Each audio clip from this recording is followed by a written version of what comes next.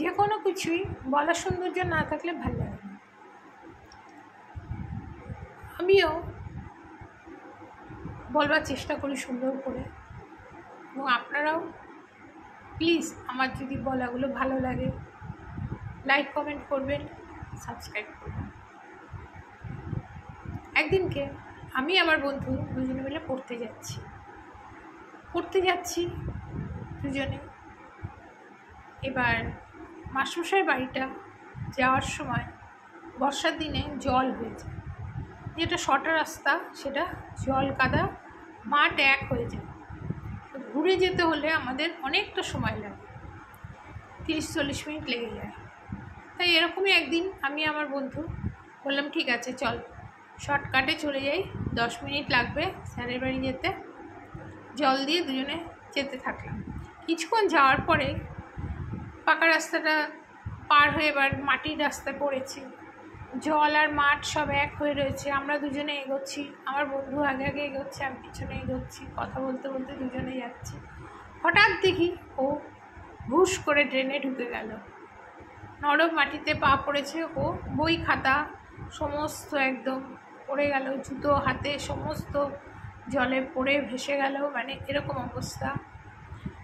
সেই আমি বললাম যে যা তুই পড়ে গেলি, আমি দেখছিস আমি কত আস্তে আস্তে যাচ্ছি, তুই এরকম তাড়াতাড়ি করে যেতে গিয়ে পড়ে গেলি, তুই তো একটু দেখবি যে ড্রেন আছে বা কী আছে। বলতে বলতে দু একটা কথা বলতে বলতে আমিও দেখলাম ধুপুস করে ঢুকে গেলাম ড্রেনে, এবং কিছুক্ষণের মধ্যে ওর মতোই ওর পাশে গিয়ে আমি দাঁড়ালাম ড্রেনে। দুজনে এবার সাংঘাতিক হাসছি, কারণ বইপত্র ব্যাগ ভিজে গেছে, জুতো হাতে সমস্ত কিছু পড়ে গেছে হাত থেকে, মানে পড়া আর হবেই না আজকে বুঝতেই পারলাম। দুজনে বললাম ঠিক আছে আজকে তো আর পড়া হবে না, চল বাড়ি চলে যাই। বাড়ি গিয়ে তো মার কাছে বকা খাবো, বাবার কাছে বকা খাবো, কারণ এই পড়তে আমাদের বারবার বলে রাস্তা ঘুরে যেতে, কিন্তু আমরা শুনি না। শর্টকাটে যাওয়ার জন্য এই শর্টকাটে মাঠ দিয়ে যাচ্ছিলাম, জল পেরিয়ে ব্যাস আমাদের সমস্ত গেল। তাই জন্য বন্ধু, এই যে সেদিন পড়ে গেছিলাম, একটা শিক্ষা সেদিন হয়েছিল যে আমি ওকে দেখে হাসছিলাম, কিন্তু কিছুক্ষণের মধ্যে আমিও সেই আমার একই অবস্থা হলো।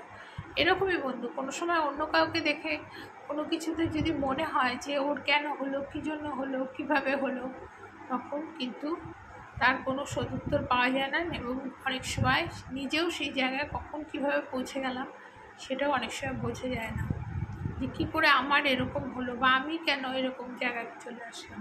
সেদিনকেও আমিও ঠিক বুঝতে পারিনি কী করে ও ড্রেনে ঢুকে গেল, তারপরে আমিও ওর কাছে ড্রেনে চলে গেলাম। জীবনে এরকম অনেকই হয়, যেন অন্যের অবস্থা একটু হৃদয় দিয়ে ভাবলে মনে হয় আর একটু বোঝা যায় ব্যাপারগুলো। নমস্কার, সবাই খুব ভালো থাকবে।